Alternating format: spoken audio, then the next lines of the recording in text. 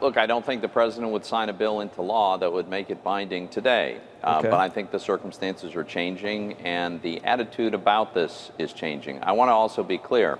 What our amendment yesterday focused on was exclusively the Section 232 tariffs, those that are justified on national security grounds. In fact, it is not a national security risk for us to buy the modest quantities of steel and aluminum we buy from Canada, Mexico, and the European Union. So in my view, this section has been misused. Right. The goals are economic. They're not, in fact, I don't share the goals that the administration has in that space. And it was a big deal, I think, that 88 senators went on record saying, going forward, we want to have some say in this. So we've got to define what that exactly looks like, see if we can build a coalition that will support that. But look, I think there is fallout from these tariffs, and as the fallout becomes more and more obvious and painful, support for restoring Congress's constitutional responsibility, really, in the realm of tariffs, I think it could happen.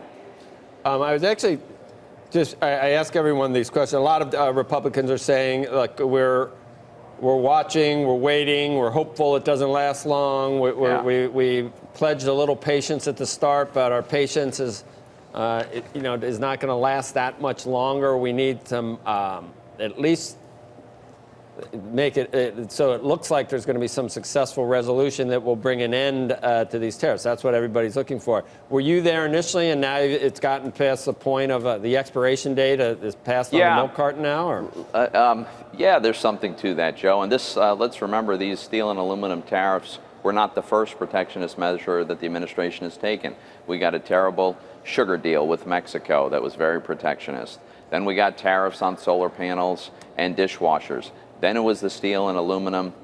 Now, the threat is that they're going to use national security as an argument to impose a huge tax on imported cars. This is a wrong policy. I think they have the wrong goals in mind. I thought of one thing, Senator, and we got to go. I don't know. We ran out of time already. I guess it's from our last guest. But I was saying, a lot of people say, look, these tariffs are eventually going to have an effect on the economy and actually bring us lower GDP than we would have had previously. Right. That made me think that the previous status quo, with all the tariffs that were already pre-existing, weren't those tariffs cutting down on our potential, on where we could be growing? I mean, we've accepted them for years and years and years, and if suddenly tariffs go on and they hurt our GDP now, aren't those pre-existing tariffs hurting our GDP already?